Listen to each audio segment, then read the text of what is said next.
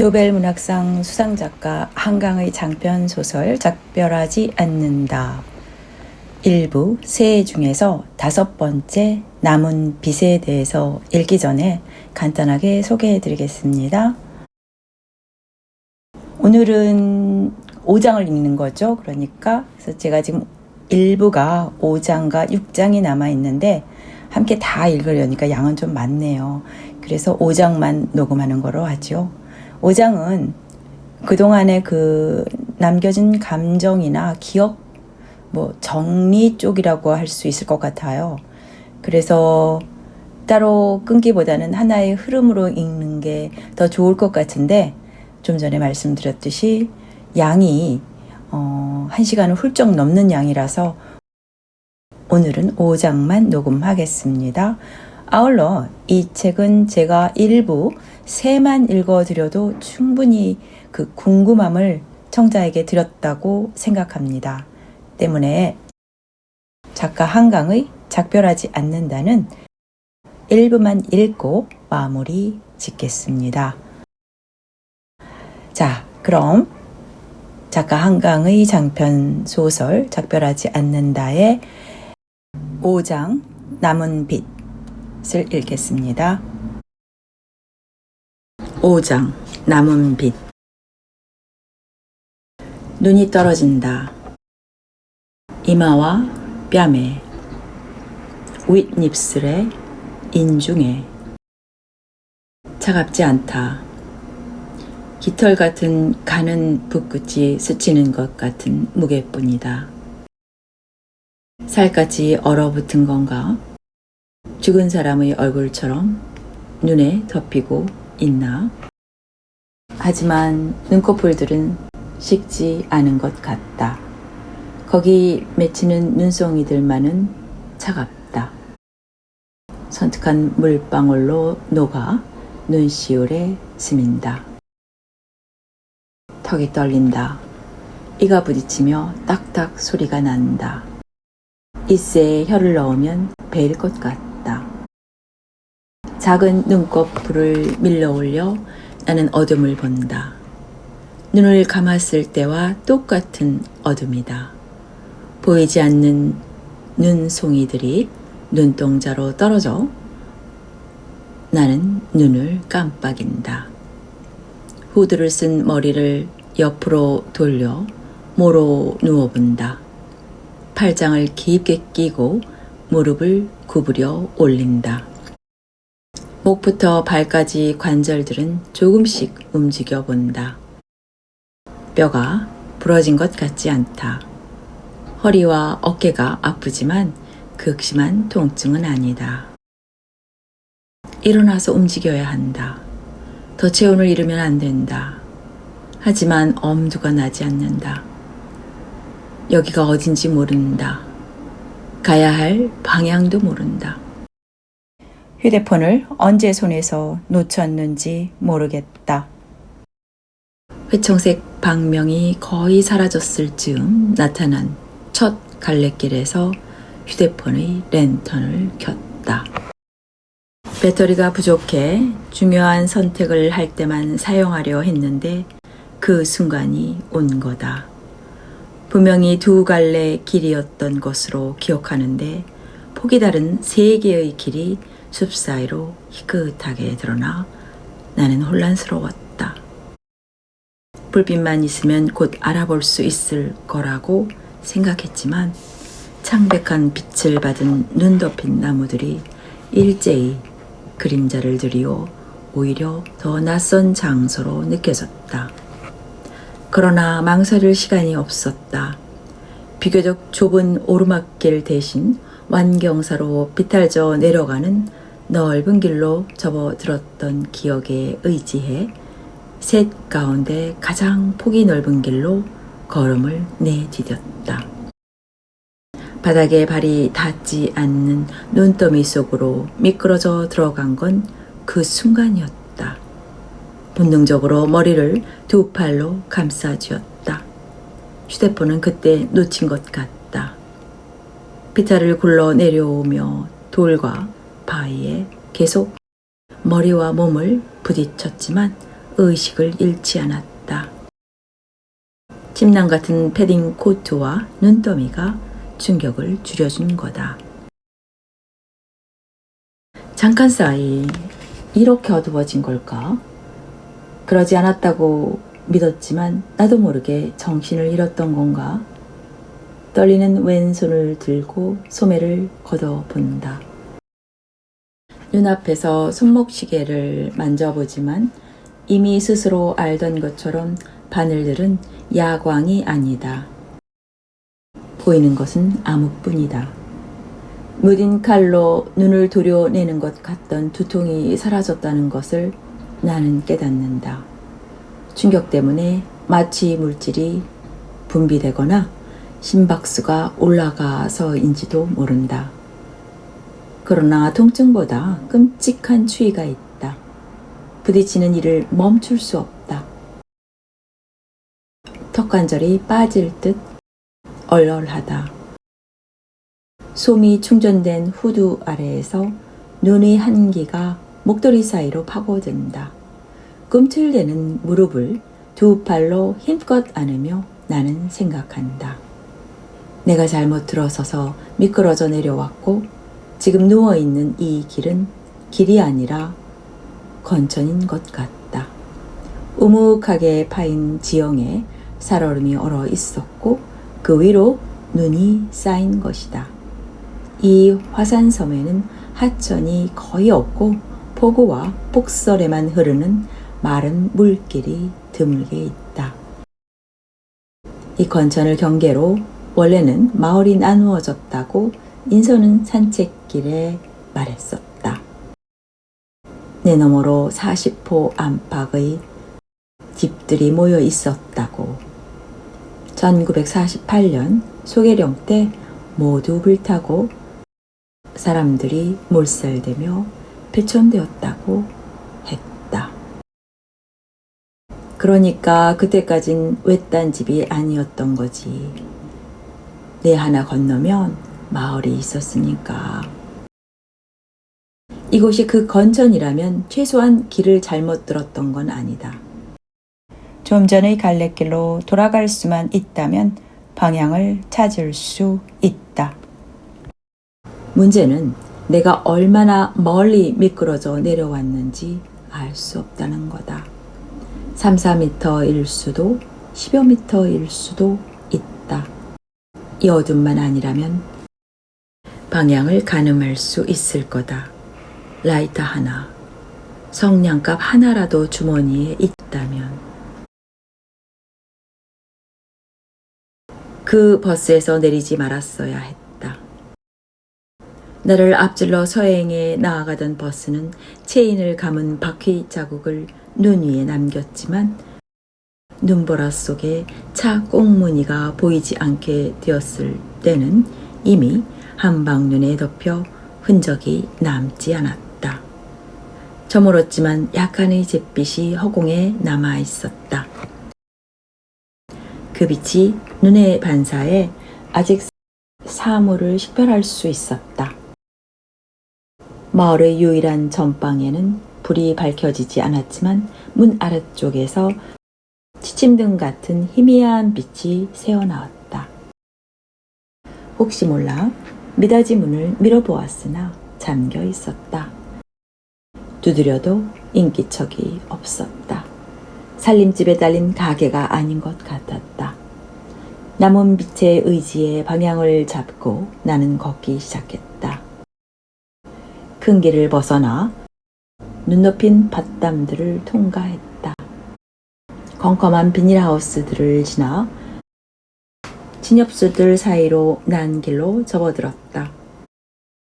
작은 차 한 대가 겨우 지나다닐 만큼의 폭을 지닌 그 길부터는 무릎까지 눈이 쌓여 있었다. 눈 속으로 발을 내밀었다가 발을 밀어 넣었다가 빼내며 걸어야 해서 속력을 내기 어려웠다. 운동화와 양말이 금세 젖었다. 발목과 정강이로 눈이 파고 들어왔다. 지표가 될 건물이 없고 나무들이 점점 깊은 어둠에 잠기는 데다 눈에 덮여 수종을 알아볼 수 없어.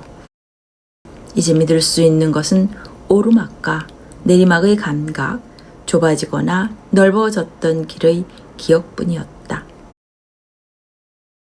다행인 것은 숲 사이로 걷는 동안 바람이 잠잠해진 거였다. 쉴 새 없이 얼굴로 몰아쳐 눈도 제대로 뜨기 어렵던 눈보라가 차츰 순해지는가 싶더니 거의 고요해졌다. 내가 눈 속에 걸음을 내디디고 다리를 빼내는 소리만이 저녁의 정적을 부스러뜨리며 함께 나아가고 있었다. 혼자라는 게 두려웠지만 그 순간 무엇인가 나타난다면 더 무서운 일일 거란 생각이 들었다. 그게 산짐승이든 사람이든 나무들이 키와 윤곽으로 미루어 삼나무 숲을 지나고 있는 듯 했다. 지난해 가을 목작업을 하는 인선을 두고 정류장까지 산책 나왔다 돌아가는 길이면 키 큰 나무들이 바람에 흔들리며 천이 스치는 것 같은 소리를 냈다. 내가 느끼기에 이 섬의 바람은 마치 배음처럼 언제나 깔려있는 무엇이었다. 거세게 몰아치든 온화하게 나무를 쓸고 가든 드물게 침묵할 때조차 그것의 존재가 느껴졌다. 특히 침엽수들과 아열대 화렵수들이 섞여 자라는 구간에서는 수종에 따라 다른 속도와 리듬으로 가지와 잎사귀들 사이를 통과하며 형용 못할 화음을 만들었다. 반들반들 윤이 나는 동백 잎사귀들이 매 순간 각도를 바꾸며 햇빛을 되쏘았다. 삼나무 줄기를 타고 까마득한 높이까지 감겨 올라간 단풍 마덩굴이 그네줄처럼 흔들거렸다. 어디 숨어 있는지 알 수 없는 동백새들이 신호를 주고 받듯 번갈아 울었다. 시시각각 더 무거운 어둠에 잠기는 눈길에서 나는 그 바람을 생각하고 있었다. 정적의 뒷면에 먹 자국처럼 배어있는 언제든 형상을 이루며 선명해질 수 있는 그림자 같은 그걸 걸음마다 느꼈다. 방명 속에 한방눈은 쉼없이 떨어져 내렸고 마침내 갈래길이 나왔을 때에는 정말 어두워져 있었다.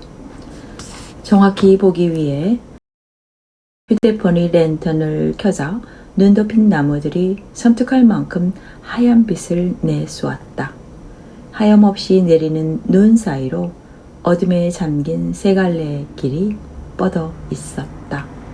뒤를 돌아보자 내 깊은 발자국들이 눈 위로 찍힌 외갈래의 길이 정적에 잠겨 있었다. 새는 어떻게 됐을까? 오늘 아래 물을 주어야 살릴 수 있다고 인선은 말했다. 그런데 새들에게 오늘은 언제까진가? 무슨 불이 꺼지는 것 같이 잠들어. 얘들은 지난해 가을 저녁 1시간 남짓 새들을 풀어놓고 자유비행을 시킨 뒤 차례로 새장에 들이며 인선은 나에게 말했다. 검은 암막천을 덮어주기 전에 잠시 새들의 눈을 들여다봤다. 이렇게 동그랗게 눈을 뜨고 우는데 빛이 없으면 즉시 잠들어 버려. 무슨 전극에 연결된 것처럼 한밤이라도 이걸 걷어주기만 하면 바로 깨어서 울고 말을 해. 패딩 코트 밖으로 나온 종아리와 발이 더 이상 시리지 않다. 털장갑 낀 손을 뻗어 무감각한 발목을 만져본다. 두 무릎을 더 몸쪽으로 끌어올린다. 공처럼 말린 몸 전체를 외투가 감싸도록 바람이 가슴과 배로 들어오지 않도록 더 단단히 몸을 말아본다. 그러나 발까지 외투로 감싸는 건 불가능하다. 감각이 없을수록 발가락을 움직여야 하는 건지도 모른다. 이미 동상이 진행되기 시작했는지도 모른다. 인선이 삼면화라고 이름 붙였던 영화들 중 두 번째 단편의 주인공이었던 16살에 닷새 동안 혼자 만주벌판을 가로질러 독립군 캠프로 복귀했다던 노인은 그 여정에서 동상을 입어 발가락 4개를 잃었다고 했다. 하늘은 푸른데 강풍이 불어 벌판의 눈가루가 눈보라처럼 날리던 이마에 작은 카메라를 고정시킨 인선이 그 속을 걸으며 찍은 장면 뒤에 인터뷰가 들어왔다. 정말 모르겠어요. 어떻게 그 눈 속에서 살아남으신 건지. 치매에 걸린 노인 대신 인터뷰를 승낙한 맏딸의 목소리가 바람소리와 눈 밟는 소리 위로 겹쳐졌다. 눈속이 더 포근했다고 어머니는 늘 말씀하셨어요. 구덩이를 눈 속에 파고 그 안에서 아침을 기다렸다고 했어요. 잠이 들면 얼어 죽을 거라서 몸을 꼬집으며 버텼다고. 곁에서 오가는 대화를 이해하는지 알 수 없는 노인의 시선을 카메라가 비췄다. 자개 단추가 달린 미색 카디건을 걸친 그는 휠체어에 앉아 물끄러미 창밖의 햇빛을 보고 있었다. 평양에서 방직 공장에 다니셨는데 따르던 야학 선생님들이 독립군에 들어간 걸 뒤늦게 알고 따라 나서셨대요. 순둥이가 어떡하려고 여기까지 왔느냐고 어린 제자를 본 선생님들이 놀라 물으시더래요. 어머니는 아마 그 선생님들 중 한 분을 사모하거나 동경하셨던 것 같아요. 그분을 따라 운송조에 끼어서 무기와 탄약을 몰래 나르는 일을 했대요. 보따리에 숨겨서 기차로도 나르고 곡물자루에 실어 트럭으로도 날랐대요. 하루는 4명의 조원과 함께 강가 숙소에 묵었는데 무슨 첩보가 있었던지 일본군이 들이닥쳤대요. 한 칸씩 방문을 열고 수색해 들어오는 소리를 듣고 가장 안쪽 방에 묵던 조원들과 함께 창문으로 빠져나왔대요. 다 함께 달리다 칠흑 같은 강에 뛰어들었는데 물속으로 쏟아진 총알이 당신만을 피한 걸 이해할 수 없다고 어머니는 말씀하시곤 했어요. 강을 헤엄쳐 건너고 보니 이쪽 기슭엔 자신뿐이었다는 거예요. 혼자만 산 이유를 알고 싶다는 생각만 하면 불꽃 같은 게 활활 가슴에 일어서 얼어 죽지 않은 것 같다고 어머니는 말씀하셨어요. 그때 젖은 신발이 끝까지 마르지 않아 발가락 4개가 떨어져 나갔는데 나중에야 그걸 알았지만 아깝지도 슬프지도 않더래요.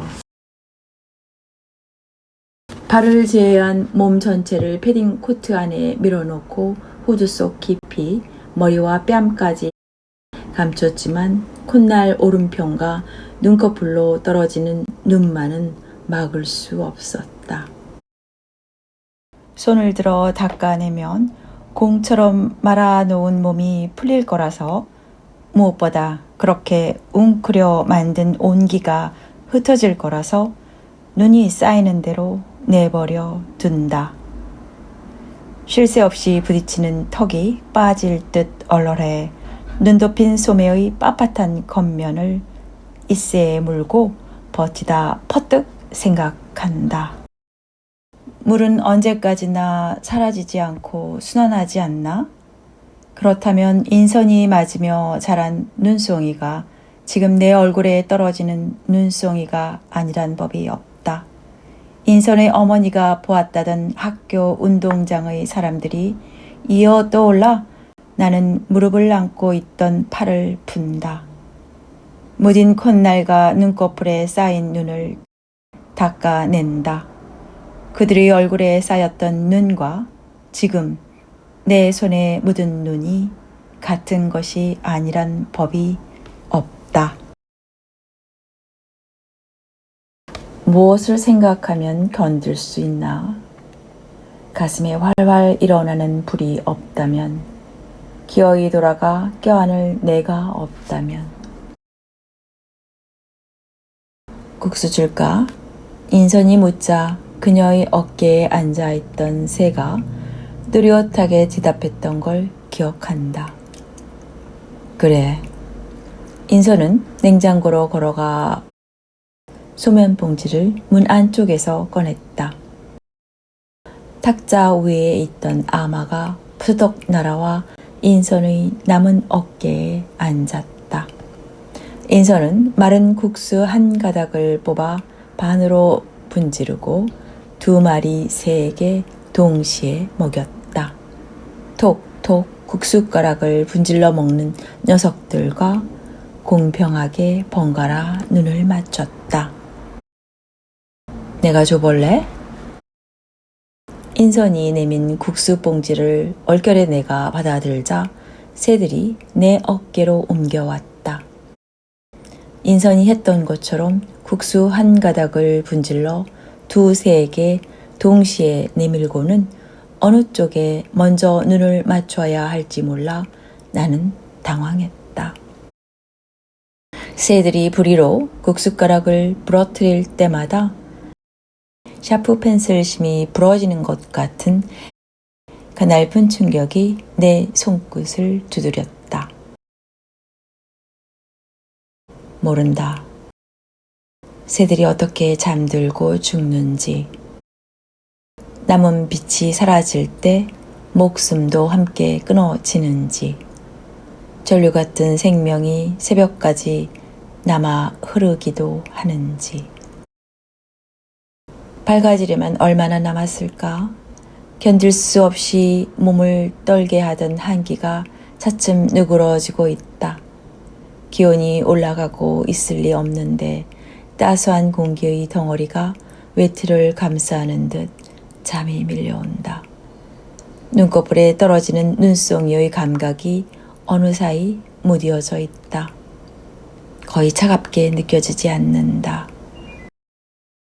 깜빡 잠들어 무릎을 놓칠 때마다 손깍지를 새로 낀다. 눈송이가 얼굴에 떨어지는 감각을 느낄 수 없다. 가는 붓끝 같은 감촉도 눈시울을 적시는 물기도 더 이상 느껴지지 않는다. 파문처럼 환하게 몸 전체로 번지는 온기 속에서 꿈꾸듯 다시 생각한다. 물뿐 아니라 바람과 해류도 순환하지 않나?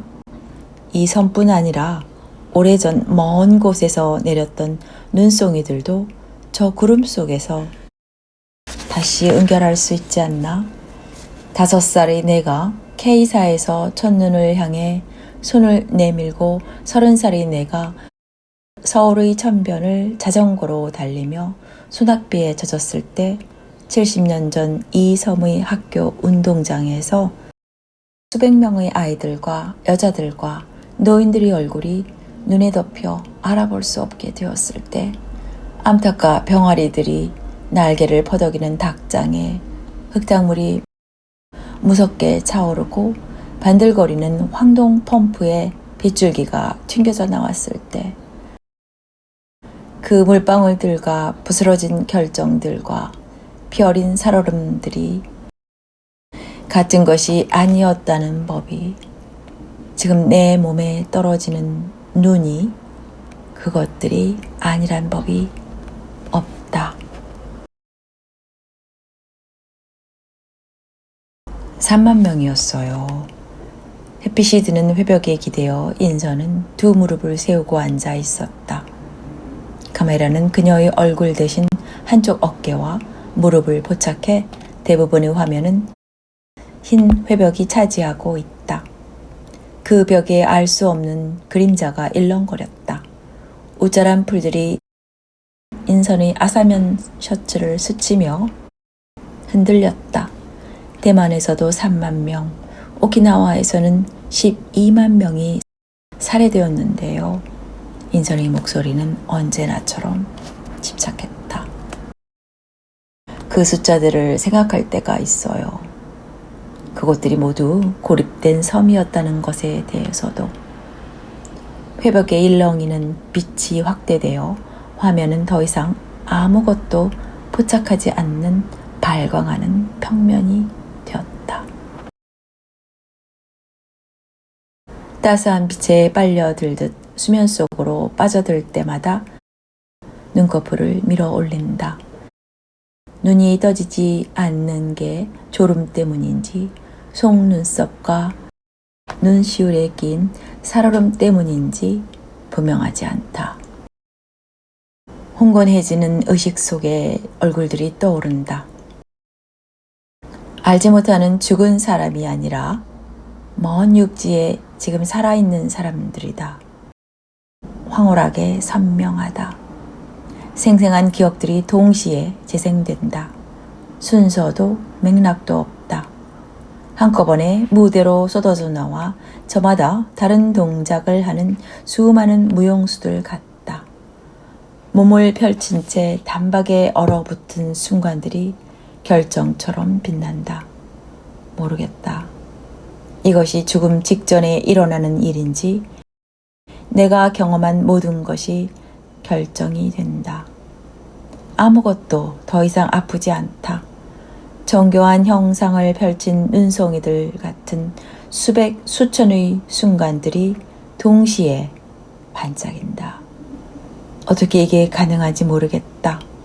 모든 고통과 기쁨, 사무치는 슬픔과 사랑이 서로에게 섞이지 않은 채 고스란히 동시에 거대한 성운처럼 하나의 덩어리로 빛나고 있다.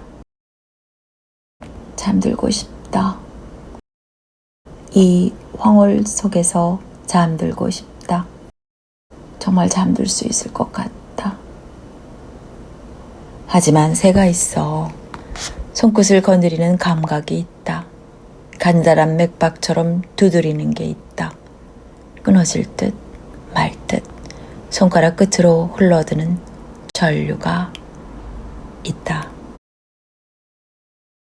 언제부터 바람이 다시 불기 시작했을까? 더 이상 몸이 공처럼 말려있지 않다. 손깍지는 이미 풀렸다.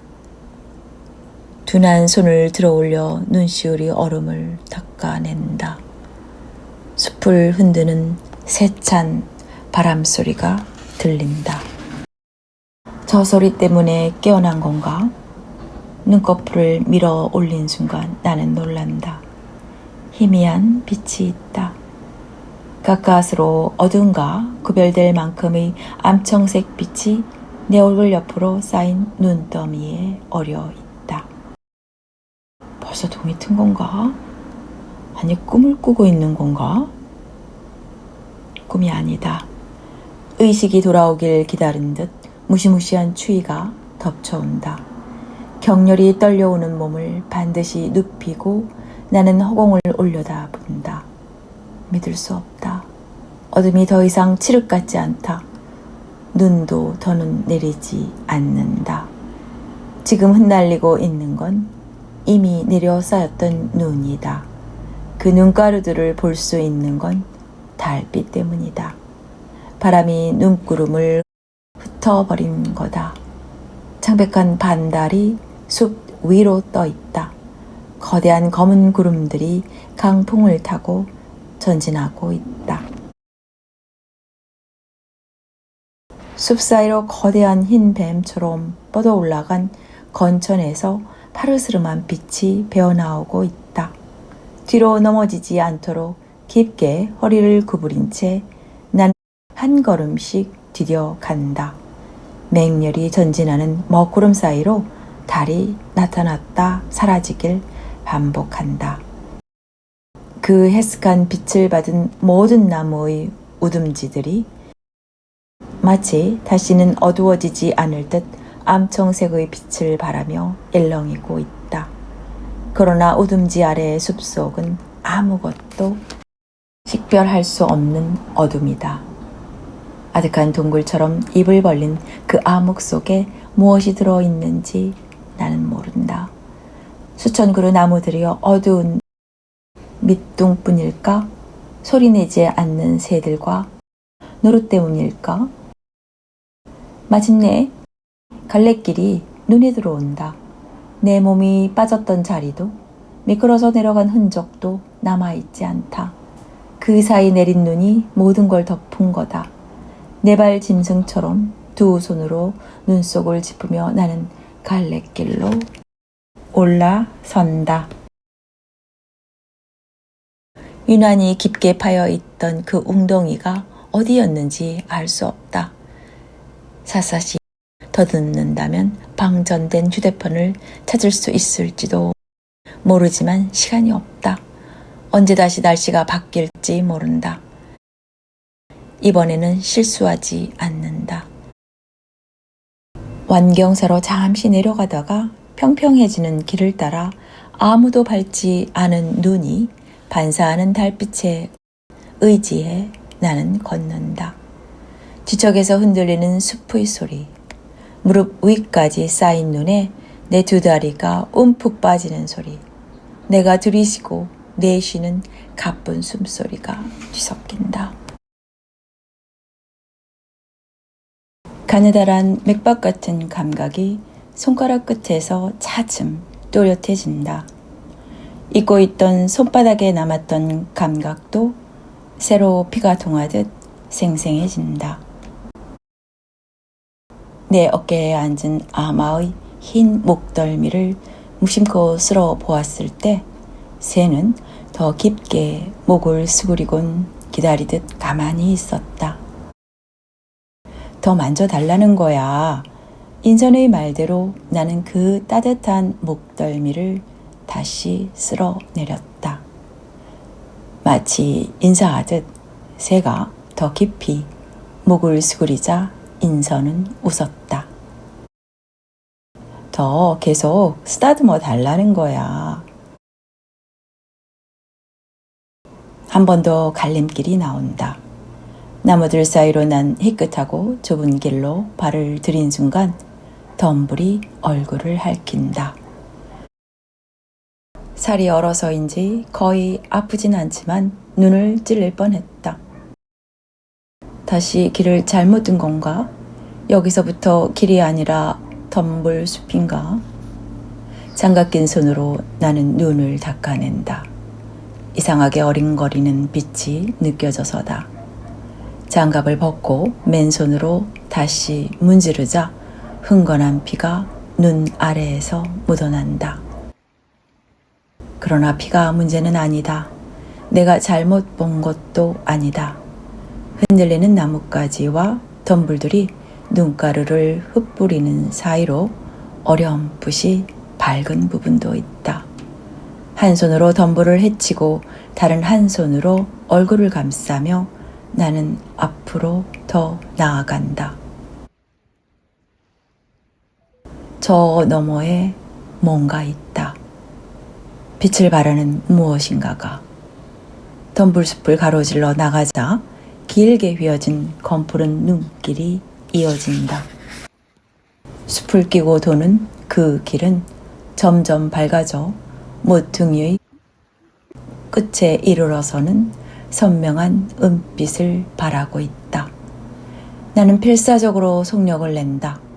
허벅지까지 쌓인 눈을 가르며 숨차게 나아간다. 모퉁이에 이르렀을 때 다시 눈언저리를 닦는다. 눈을 바로 뜨고 멀리 있는 불빛을 본다. 인선의 목공방이다. 철문이 활짝 열려 마치 빛의 섬 같은 그곳에서 불빛이 쏟아져 나오고 있다. 누가 저기 먼저 와 있나? 몸소리치며 생각한 다음 순간 깨닫는다. 그날 이후 아무도 오지 않은 거다.